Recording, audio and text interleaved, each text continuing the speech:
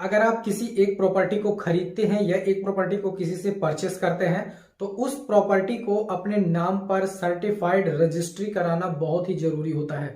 मान लीजिए अगर आपने किसी एक प्रॉपर्टी को किसी से खरीदा या फिर आप किसी एक प्रॉपर्टी को बेचते हैं तो उस प्रॉपर्टी की certified registry document registration act के अंतर्गत करवाना बहुत ही जरूरी होता है।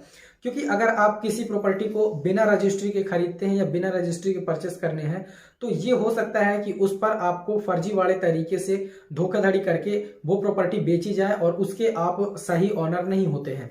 एक्चुअल में होता क्या है कि अगर आप किसी प्रॉपर्टी की खरीदना चाहते हैं, किसी प्रॉपर्टी को किसी से परचेस करते हैं तो उस प्रॉपर्टी को खरीदने से पहले आपको पूरी उसकी पहले पड़ताल या फिर जांच पड़ताल उसकी कर लेनी चाहिए। इस पर मैंने एक पहले ही वीडियो बना दिया है कि आप प्रॉपर्टी खरीदने से पहले किन किन चीजों का मैंडेटरी ध्यान रख सकते हैं, किन किन चीजों की आपको जांच पड़ताल कर लेनी चाहिए पूरी तरीके से। आज की इस वीडियो पे मैं आपको ये बताऊंगा कि अगर आप किसी प्रॉपर्टी की रजिस्ट्री कराते हैं तो आखिर हमें रजिस्ट्री की आवश्यकता क्यों पड़ती है और क्या प्रॉपर्टी रजिस्ट्री कराते ही आपके नाम पर आ जाती है, क्या आप उसके रियल ऑनर बन जाते हैं, और अगर ऐसा नहीं होता है तो आपको इसके लिए क्या करना चाहिए। सो हेलो एंड वेलकम दोस्तों, मैं हूं चंद्रभान चक्रवर्ती। चलिए आज का वीडियो शुरू करते हैं।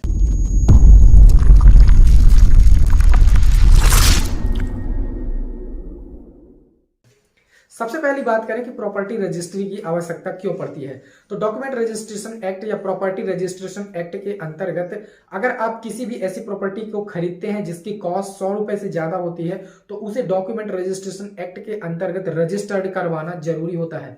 ऐसे आप उसे लोकल रजिस्टर नहीं करा सकते हैं, उसे विधिवत रजिस्ट्रार के पास जाके रजिस्टर्ड करवाना होता है। रजिस्ट्रार के पास रजिस्ट्री का या बैनामा का या डीड का अप्रूवल किया जाता है, जबकि डीड को तैयार आपके अंचल कार्यालय में या आपके तहसील कार्यालय में अर्जी नवेश या फिर सर्विस प्रोवाइडर करता है। सर्विस प्रोवाइडर आपकी प्रॉपर्टी की रजिस्ट्री फॉरवर्ड करता है तहसील ऑफिस में रजिस्ट्रार के पास, तब जाके वहां पर रजिस्ट्री को वेरीफाई किया जाता है और उसे अप्रूव किया जाता है।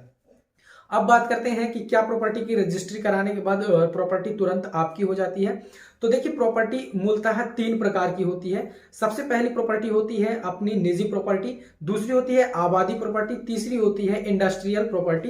तो पहले अगर हम बात करें कि प्रॉपर्टी रजिस्ट्री कराने के बाद आपके नाम पर तुरंत हो जाती है, तो ऐसा बिल्कुल भी नहीं है। रजिस्ट्री केवल आपके एक प्रूफ होता है कि आपने किसी एक प्रॉपर्टी को सेल किया है या फिर परचेस किया है, जबकि आप प्रॉपर्टी के रियल ऑनर प्रॉपर्टी की रजिस्ट्री होने के बाद नहीं बनते हैं। अगर एक बात करें एग्रीकल्चर लैंड की, मान लीजिए अगर आपने किसी से एक एग्रीकल्चरल लैंड को परचेस किया है तो उस प्रॉपर्टी को परचेस करने के बाद आप उसके रियल ऑनर नहीं बनेंगे जब तक कि आप उसका म्यूटेशन नहीं कराएंगे। म्यूटेशन तीनों प्रकार की जमीनों में अलग अलग तरीके से होता है। मान लीजिए अगर आपने किसी निजी एक प्रॉपर्टी को परचेस किया है या फिर निजी एग्रीकल्चर प्रॉपर्टी को परचेस किया है तो उस प्रॉपर्टी को आपको म्यूटेशन कराना होगा। म्यूटेशन या दाखिल खारिज या नामांतरण तीनों एक ही प्रोसेस कहलाती है। इसके लिए आपको एप्लीकेशन ऑनलाइन भी कर सकते हैं और ऑफलाइन भी कर सकते हैं। पहले के समय में क्या होता था कि आप प्रॉपर्टी की रजिस्ट्री करा के अपने पटवारी को या लेखपाल को उस दे देते थे, तो वो क्या करते थे कि उसकी दाखिल खारिज कर देते थे। लेकिन अब ऐसा नहीं है। अब आपको पूरा विधिवत तरीके से मध्य प्रदेश भू राजस्व संहिता की अगर मैं बात करूं तो आपको 107 या 108 के अंतर्गत या हाँ शायद ऐसी धारा है के अंतर्गत आप में भी 109 या 110 है या 107 108 है, शायद 109 110 है परहैप्स, तो उसके अंतर्गत आपको दाखिल खारिज किया जाता है, जिसका आप एप्लीकेशन अंचल कार्यालय में या तहसीलदार के पास करते हैं। तब जाके तहसीलदार उस पर ऑर्डर करता है कि इस प्रॉपर्टी का दाखिल खारिज क्रेता का नाम जोड़कर विक्रेता का नाम हटाया जाए। तो ये होता है पहले एग्रीकल्चर लैंड या फिर रेसिडेंशियल लैंड का नामांतरण या म्यूटेशन, जिसे आप अपने अंचल कार्यालय में करवा सकते हैं।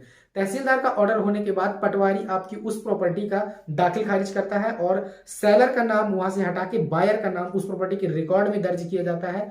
तब जाके आप उस प्रॉपर्टी के रियल ऑनर बनते हैं, बल्कि रजिस्ट्री होने के बाद नहीं बनते हैं। अब बात करते हैं कि आबादी प्रॉपर्टी की। मान लीजिए कोई एक प्रॉपर्टी आबादी है जहां पर शहर बसा हुआ है और आपने वहां पर जमीन भी कैप्चर की हुई है, तो अगर आप उस जमीन की रजिस्ट्री नहीं करा सकते हैं लेकिन इसके बाद भी अगर आप उस प्रॉपर्टी को बेचते हैं तो आपको डॉक्यूमेंट रजिस्ट्रेशन एक्ट के अंतर्गत ही आपको उसका बिक्री नामा कराना होता है और आप उस प्रॉपर्टी को बेचते हैं।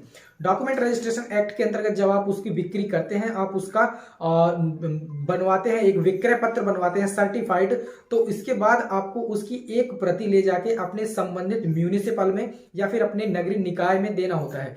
फॉर एग्जाम्पल के तौर पर अगर आपका नगरीय निकाय, नगर निगम, नगर पालिका या फिर नगर परिषद है, तो वहां पर आपको उस प्रॉपर्टी का म्यूटेशन कराना होगा, जिसके लिए आपको उस प्रॉपर्टी का बैनामा या उस प्रॉपर्टी के रजिस्ट्रेशन डॉक्यूमेंट जो होते हैं, जो कि रजिस्टर्ड विक्रय पत्र होता है, उस रजिस्टर्ड विक्रय पत्र की कॉपी ले जाकर देना होगा।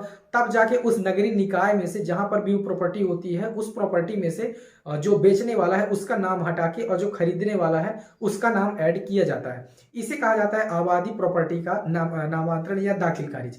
तीसरा होता है इंडस्ट्रियल म्यूटेशन। मान लीजिए कोई एक औद्योगिक प्रॉपर्टी है या फिर एक कॉर्पोरेट सेक्टर की प्रॉपर्टी है और आप उसे सेल करते हैं या फिर बाय करते हैं, तो इसका भी म्यूटेशन इंडस्ट्रियल डेवलपमेंट अथॉरिटी के यहाँ कराना होता है, इंडस्ट्रियल डेवलपमेंट सेंटर में जाके, और आपको एक बैनामे की सर्टिफाइड कॉपी वहां देनी होती है, क्योंकि इंडस्ट्रियल की जो जमीन होती है वो भी एक निजी जमीन ही होती है, तो इसके लिए आपको इसके अथॉरिटी सेंटर में जाके देना होता है। साथ ही साथ आपको अंचल कार्यालय, तहसील कार्यालय में भी इसका नामांतरण जो बायर है उसके नाम पर कराना होता है। तब जाके इस प्रॉपर्टी का पूरा एक विधिवत तरीके से नामांतरण या दाखिल खारिज होता है और आप प्रॉपर्टी के रियल ओनर बनते हैं।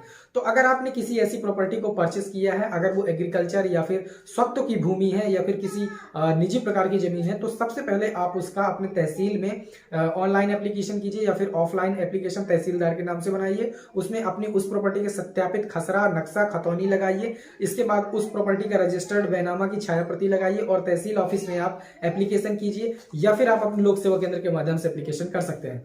अगर प्रॉपर्टी आबादी प्रॉपर्टी है तो नगरीय निकाय में उसकी एक कॉपी दीजिए और वहां से म्यूटेशन कराइए।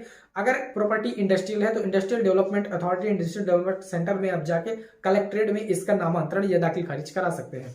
सो गाइस, ये थी आज की वीडियो। आज की इस वीडियो में आपने जाना कि क्या आप प्रॉपर्टी के बाद रियल ओनर बनते हैं। अगर नहीं बनते हैं प्रॉपर्टी के रजिस्ट्री के बाद रियल ओनर, तो इसका दाखिल खारिज कैसे कराएं। गाइस, अगर वीडियो पसंद आया हो लाइक करें, दोस्तों के साथ शेयर करें, चैनल पर नए हैं तो सब्सक्राइब जरूर कीजिएगा। मिलते हैं नेक्स्ट वीडियो में, तब तक के लिए जय हिंद।